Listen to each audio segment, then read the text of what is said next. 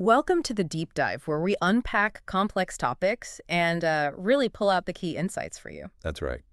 Today, we're taking a truly monumental journey, a deep dive into the life of someone whose name, well, it's synonymous with humanity's greatest leap into the cosmos. Neil Armstrong. Exactly.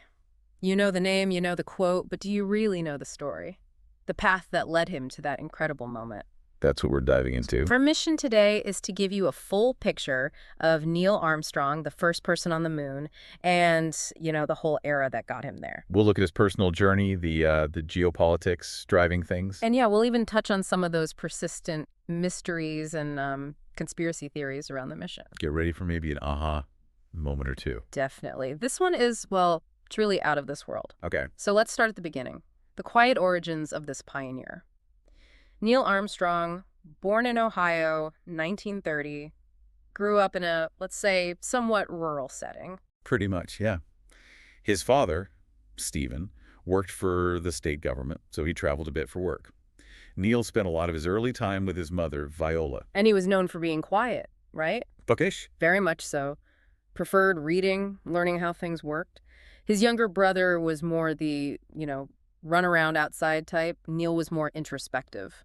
How does that early quietness, that sort of inward focus, connect to the person he became? Well, it's fascinating because back then, space travel, that was pure science fiction, like something out of Jules Verne. It wasn't a career path anyone really thought about. Right, no one dreamed of being an astronaut yet. Exactly. So his fascination wasn't the stars, it was airplanes. Yeah. And that quiet, meticulous nature, it let him really dive deep into the mechanics of flight, not just the thrill of it. So it wasn't just about the excitement, it was understanding the how. That seems pretty crucial for someone who eventually have to, land a complex machine on the moon. Absolutely critical. He was reading everything about the Wright brothers, World War I aviation, soaking it all in. And then came that first flight experience. Yeah, age 6, his dad took him up in a Ford Trimotor, a 12-seater plane. That really lit the spark. But what's telling is he was also fascinated by a neighbor building model planes out of balsa wood. Ah, so again, the building, the design. Exactly. His first interest wasn't just flying them, but the design and construction. That early focus on engineering, on precision, it really foreshadows the problem solver he'd become. And that interest in design shifted pretty quickly to actually doing it, right? Working part-time at 14 just to pay for flying lessons. Incredible dedication. And then getting his pilot's license at 16. Before his driver's license. That's commitment. It really speaks volumes. Yeah. And then the story about applying to Purdue University. Oh, yeah. Tell us about that. Purdue is a top aviation school. Amelia Earhart was even an advisor there at one point. Right. So Neil, he actually flew his own plane, solo, from Ohio to Indiana, just to hand in his application. Wow. As a teenager. As a teenager, Yeah. talk about making an entrance. He majored in aeronautical engineering, naturally. What an entry indeed. So Purdue was the start, but then military training really shaped him as an aviator, didn't it? Definitely. After 2 years at Purdue, he entered Navy training as part of a scholarship program. Flying from aircraft carriers? That's intense. Yeah, that must have rapidly developed his skills. High-speed flying skills, yes. But also, crucially, it started acclimatizing his body to extreme G-forces, that intense pressure you feel in high altitudes. So indirect preparation for space, almost. You could say that. Physically demanding stuff. And his flying record was apparently excellent. And that resilience was put to the test in the Korean War. He flew support missions, faced real danger. Yeah, he saw combat, faced life-threatening situations, saw casualties. That kind of experience, it hardens you. It builds psychological resilience. So it wasn't just technical skill, it was about keeping cool under fire. Exactly. Operating under extreme pressure, making critical decisions, staying calm. These are non-negotiable for test pilots and definitely for astronauts. After the war, he went back, finished his degree at Purdue in '55. And that's when he met Janet Sharon. Yes, met her at a university party. She was a younger student. By all accounts, he decided pretty much instantly he was going to marry her. Huh. Just like that. Seems so. Janet later described him as quiet, but interesting. That quiet intensity seems to be a constant theme. So the training, the war experience, it all started coming together. What was the next big step? The career move that really set the path? That would be getting recruited by NACA, the National Advisory Committee for Aeronautics. This wasn't NASA yet, right? Not yet. NACA was focused on R&D, mostly for the military. Neil became a research pilot for them. He and Janet moved out to the Edwards Flight Center in California. Okay. They got married, started their family kids, Rick and Karen. And Neil was excelling as a test pilot, breaking records in high-speed aircraft. Seemed like a pretty perfect life, really. And building a solid career, Yeah. family. Yeah, But then the world stage started changing things dramatically. precisely. The Cold War was heating up. Post-World War II, the U.S. and the Soviet Union were locked in this intense rivalry. Science and technology became a key battleground. And for the Soviets, space was seen as the ultimate prize, wasn't it? A way to prove their system was superior. Absolutely, it was ideological. But the roots go back even further, to World War II Germany. The V-2 rocket. Exactly. Oh, Developed by Werner von Braun, it actually briefly touched outer space. After the war, the U.S. got von Braun. The Soviets got another key rocket scientist, Sergei Korolev. and the U.S. put von Braun mostly on missiles initially. Primarily military missiles, yes. But the Soviets, they focused Korolev on space. That turned out to be a pivotal decision. And then came October 1957, Sputnik 1. The game changer. The first artificial satellite. It wasn't just a scientific feat, it sent shockwaves around the world, especially in the U.S. People were genuinely scared, weren't they? Could it spy? Drop bombs? Real fear, yes. And Khrushchev, the Soviet leader, twisted the knife saying the United States now sleep under Soviet moon. Yeah. Powerful propaganda. Wow. Then just a month later, Sputnik 2 carried Laika, the first living creature in space. She didn't survive the trip back, which drew criticism, but it cemented the Soviet lead. So America was playing catch-up, and under huge pressure, they had some early rocket failures too, like Vanguard. They did. It was a rough start. Yeah. But they got Explorer 1 up in early 1958. And President Eisenhower realized they needed a dedicated agency. Enter NASA. Right. He dissolved NASA and created NASA, the National Aeronautics and Space Administration, specifically adding space exploration to the mandate. And Neil Armstrong, being a NASA employee. Automatically became a NASA employee. But his job was still about flying planes, research piloting, not space, not yet. So NASA gets formed. They launch Project Mercury, named after the messenger god, right, to travel between Earth and space. Clever naming, yeah. But the Soviets still had the lead. And then came another huge first for them. April 1961. Yuri Gagarin, the first human in space. Orbited the Earth, returned safely, became a massive hero in the Soviet Union. And they kept their launches secret until they succeeded, right? Added to the mystique. Exactly. So the pressure on the U.S., and specifically on the new president, John F. Kennedy, was immense. JFK inherited this space race deficit. His response was pretty direct, wasn't it? Unambiguous. He told NASA, essentially, don't just catch up, win. And then he made that incredibly bold public commitment. The Rice University speech, September 62. Iconic. We choose to go to the moon in this decade, meaning before 1970.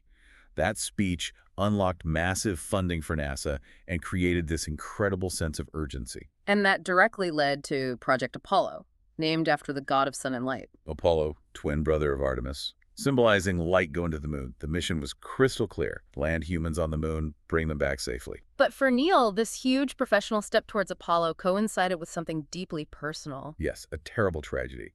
His young daughter, Karen, died from a brain tumor in 1962. Just devastating. And then he applies to the astronaut corps shortly after. That seems almost incomprehensible. It's hard to imagine. His sister apparently felt it was his way of coping, throwing himself into this immense new challenge. Neil himself, typically understated, just said he was inspired by John Glenn's recent orbit and the sheer challenge of the work. Maybe it was a bit of both, a way to channel grief into focus. Perhaps. Whatever the motivation, he was selected, became one of the new 9 astronauts joining the program geared towards Apollo. But before Apollo, there was Gemini, the two-person missions. Crucial stepping stone. Gemini, named after the twins, Castor and Pollux, is about testing rendezvous, docking, longer duration flights, stuff needed for a moon mission. And Neil's first space flight was Gemini 8. He was the commander. They achieved the first docking in space with an uncrewed vehicle. But then things went wrong. Very wrong. Terribly wrong. A thruster malfunctioned, stuck open. The docked spacecraft started spinning faster and faster, violently. They nearly blacked out, didn't they? They were close. It was a near-fatal situation. But Neil, his calm under that extreme pressure was just extraordinary. He manually regained control, figured out the problem, and saved the mission and their lives. That incident must have cemented his reputation within NASA, that cool head. Absolutely. It demonstrated precisely the kind of nerve required for the missions ahead. But the path to the moon wasn't smooth. The Apollo program itself suffered a huge tragedy early on. Apollo first. January 1967. A fire during a routine launch pad test killed all three astronauts inside Gus Grissom, Ed White, Roger Chaffee. Ed White was a close friend of Neil's, wasn't he? A neighbor. Yes, they were neighbors and friends. Neil was deeply affected. He reportedly said he could accept the risks of dying in space, but dying on the ground in a test. That felt different. Avoidable, perhaps. It must have shaken the whole program to its core. It did. It led to a major safety review, redesigns, about a 1 to 2 year delay while they figured things out and made the capsule safer. After that pause, subsequent Apollo missions started testing the hardware again. Apollo 7, 9, 10 tested components in Earth orbit or lunar orbit. And Apollo 8 was a big one. Christmas 1968. They orbited the moon, the first humans to see the far side directly. And they took that photo, Earthrise. Iconic. The first photo of our whole planet taken by human eyes from lunar orbit. A profound moment. And because these missions, 8, 9, 10, went so well. Apollo 11 got moves up. It was suddenly assigned the actual landing attempt, maybe earlier than initially planned. People thought it might be 12 or 13. So the crew for this historic mission, Neil Armstrong as commander, Michael Collins as command module pilot. and Buzz Aldrin as lunar module pilot. That's the team. And a little fun fact, Buzz Aldrin did inspire the name for Buzz Lightyear later on. Ah, really? Okay, so help us visualize the mission hardware again. The giant Saturn V rocket. Huge rocket, yeah. Just gets the thing off the ground and heading moonwards. It sheds stages as it goes up. At the very top is the Apollo spacecraft itself. Which has two main parts. Right. The command module, Columbia for Apollo 11. That's the mothership, basically. Where they live, the main controls, and what comes back to Earth. And the lunar module, Eagle. Yeah, the LM, designed purely to land on the moon and get back up to orbit. It couldn't re-enter Earth's atmosphere. And only 2 astronauts go down on the Eagle. Correct. Armstrong and Aldrin. The LM separates, lands, does its thing. Then the top part, the ascent stage, blasts off, leaving the landing legs and descent engine behind on the moon.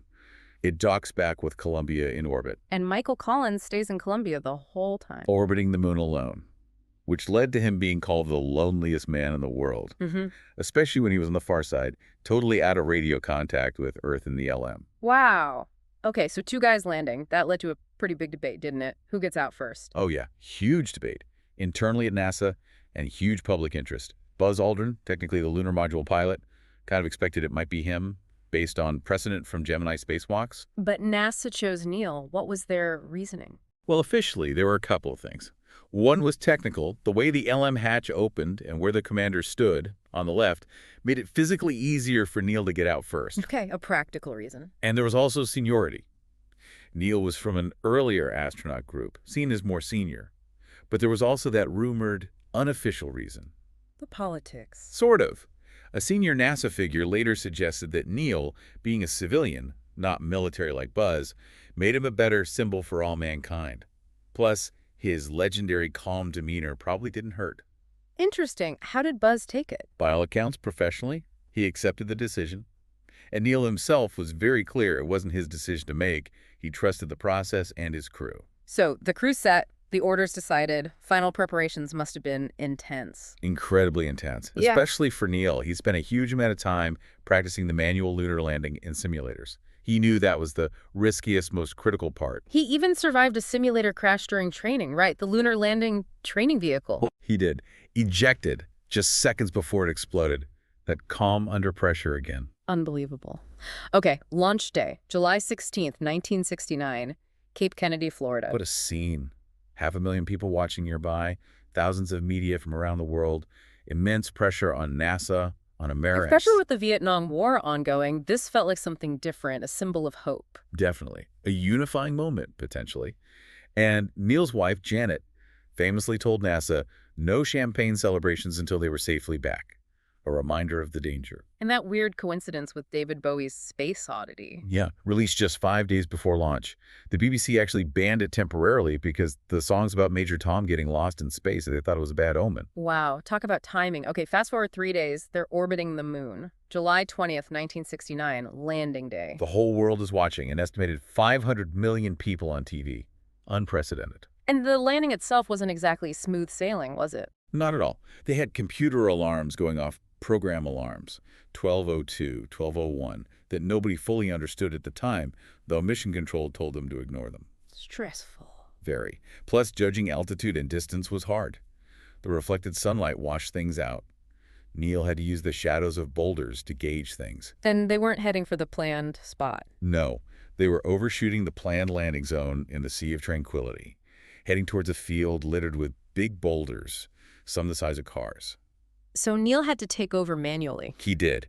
Took manual control of the Eagle, flew it like a helicopter, searching for a clear spot with fuel running dangerously low. Heart-stopping stuff. Absolutely. Yeah. Finally found a smoother patch, set it down, then came those first words from the surface. Still inside the module, though. Right.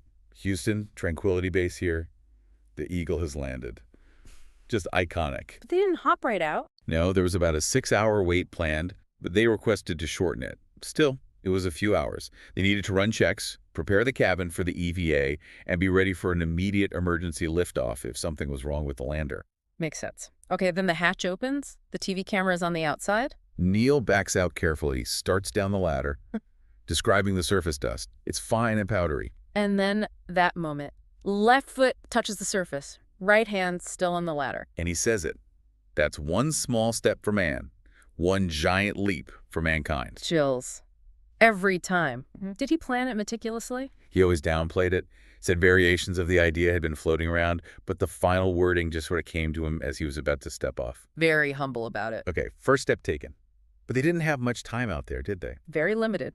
About 2.5 hours for the whole EVA. Their life support backpacks had limits. NASA had a packed schedule. Priority one. Get rocks.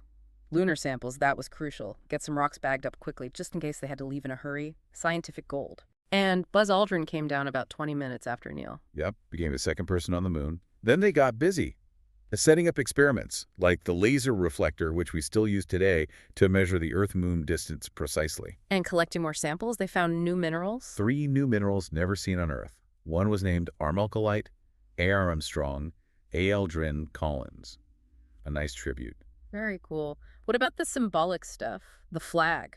Right, planting the U.S. flag. It had that telescopic pole with a horizontal bar to make it look unfurled since there's no wind.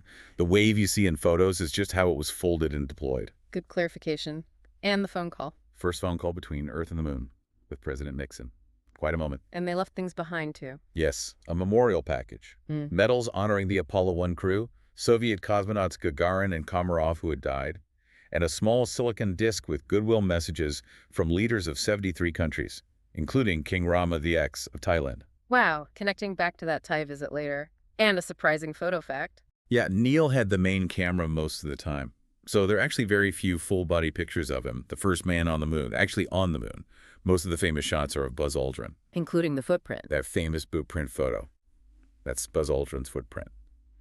He took the picture as part of an experiment looking at the soil mechanics, how the dust behaved, not Neil's first step print. Fascinating detail.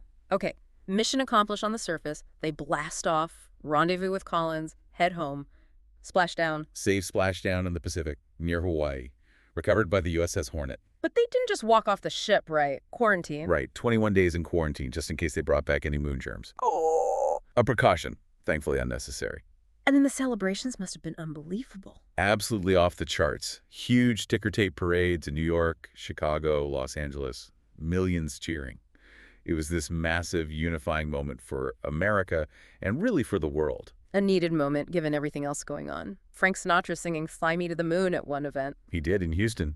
Perfect song choice. Then came the world tour. 73 nations. Global ambassadors, including that stop in Thailand in October '69, meeting King Rama IX. And that lovely story about the Thai students. Yes, the students from Surinthorn School who wrote to Neil inviting him to their science fair, they actually got to meet the king with the astronauts. And Neil, incredibly, made a separate trip back just to visit their school in Surin province later that year in December. Shows a real personal touch, despite the whirlwind. It does. But that level of fame, Neil was deeply uncomfortable with it. He didn't see himself as a hero. Not at all. He saw himself as a pilot, an engineer doing a job. He felt the focus should be on the team, the technology, not him. He really shied away from the spotlight. So what did he do after leaving NASA? He left NASA pretty quickly in 1970, moved his family back to a small town in Ohio, became a professor of aeronautical engineering at the University of Cincinnati. Trying to get to a normal life. As much as possible. Apparently, he had to lock his office door after lectures to avoid the press and autograph seekers. He just wanted to teach, focus on engineering. His later life was quieter, played golf with his son, but he was involved in the Challenger investigation in '86. Yes, he served on the Rogers Commission investigating the shuttle disaster. Ah. A difficult task. Some reports suggest the stress of that period contributed to strains in his marriage. He and Janet divorced in 1994 after 38 years. Yes.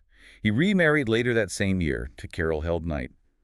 Friends said he seemed to relax a bit more in his later years, did some charity work, occasional public speaking, received many honors. Found a balance, perhaps. Neil Armstrong passed away in 2012, aged 82, from complications after heart bypass surgery. A huge loss.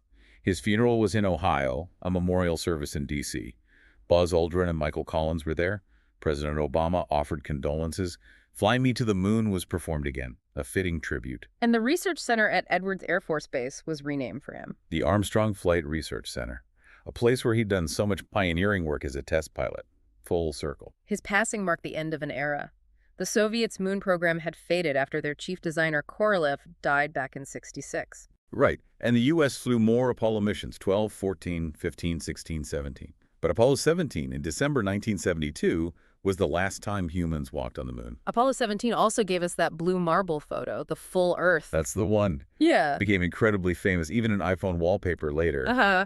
But yeah, after 72, human lunar exploration just stopped. Why? Did we just lose interest? Focus shifted towards the space shuttle, the International Space Station, robotic missions to Mars and beyond. The moon felt like, well, been there, done that for a while. Budgets shifted too. But the story isn't over for the moon, is it? Not at all. NASA's Artemis program, named after Apollo's twin sister, aims to return humans to the moon, possibly as early as 2027. That's 55 years later. And the plan is more ambitious this time, not just flags and footprints. Much more. Artemis 3 plans for potentially a 30-day stay, testing technologies, seeing if a sustainable moon base is feasible, using the moon as a stepping stone for deeper space exploration, maybe even Mars. Exciting times ahead, but we have to address it. Despite all this history, all the evidence, the conspiracy theories persist. They do. Started surprisingly early, just a year or so after the landing. Books like We Never Went to the Moon popped up, analyzing photos for proof of a hoax, often from within the U.S. itself, interestingly. What are the main arguments you still hear? Let's debunk a few. The waving flag. Already covered that one. L-shaped pole made to look unfurled. The initial movement was just from planting it firmly. No wind needed. Okay. What about the lack of stars in the photos? The sky is black. Shouldn't it be full of stars? Simple photography. The lunar surface was incredibly bright in direct sunlight. The astronauts' white suits were bright. To expose for those bright objects correctly with the cameras they had, the faint light from distant stars just wouldn't register on the film. You'd need a much longer exposure, which would completely blow out the foreground. You can see faint stars if you digitally enhance the images, but they weren't obvious. Right, basic camera settings. And the shadows. People claim they point in different directions, proving multiple studio lights. Also explainable. You have one very bright, very distant light source, the sun. But the lunar surface itself is reflective, the LM is reflective, the suits are reflective, light bounces around. Uneven terrain also affects shadow direction. It creates complex lighting, but it's entirely consistent with a single primary light source and reflective surfaces on an uneven landscape. No studio needed. Even James Bond got in on the act, didn't he? Diamonds are forever. Huh, yeah. 1971, Bond stumbles onto a fake moon landing set being filmed in the desert, a funny nod to the theories that were already bubbling up. But beyond debunking those points, what's the really solid proof now? Well, besides the thousands of photos, videos, the interviews, the physical samples, 382 kilograms of moon rocks studied worldwide, we now have independent verification. Lunar reconnaissance orbiters, including from NASA, but also crucially from other countries like China and India, have photographed the Apollo landing sites. They can actually see the lander descent stages, the tracks. Yes, they've imaged the descent stages left behind, the rovers from later missions, even faint tracks left by the astronauts' boots and rover wheels. This is modern, high-resolution imagery from multiple nations, including rivals. Concrete proof sitting right there on the moon. NASA officially addressed and debunked the hoax claims back in 1977, but this new visual evidence is pretty definitive. Yet, some people still choose not to believe. Belief is a powerful thing, but the scientific and historical evidence is overwhelming. You know, what's really striking when you look back is how this one person, Neil Armstrong, this quiet, incredibly skilled individual, his personal journey just perfectly intersected with this massive global competition. It pushed humanity to do something truly thought impossible. That one small step. It was so much more than just planting a flag, wasn't it? It was a symbol of ingenuity, incredible perseverance, and that collective human drive to push beyond limits. So, thinking about this immense story, what does it really mean for you listening right now? I think it shows that even the biggest leaps, these giant leaps for humanity, they're built on countless smaller steps, precise steps, sometimes dangerous steps, Mhm. taken by dedicated people. Yeah. It really makes you think, doesn't it? How our own curiosity, maybe our own courage, that same attention to detail Armstrong had, how that can lead to breakthroughs in our own lives or even collectively. And it leaves us with a big question, I think. If humanity managed to break free from Earth, even briefly set foot on another world over 50 years ago, Right. what other impossible frontiers are out there waiting for us now? What challenges seem insurmountable today? And maybe more importantly, what are the small focused steps we're taking right now, individually or together, that might just lead to the next truly giant leap in our lifetime?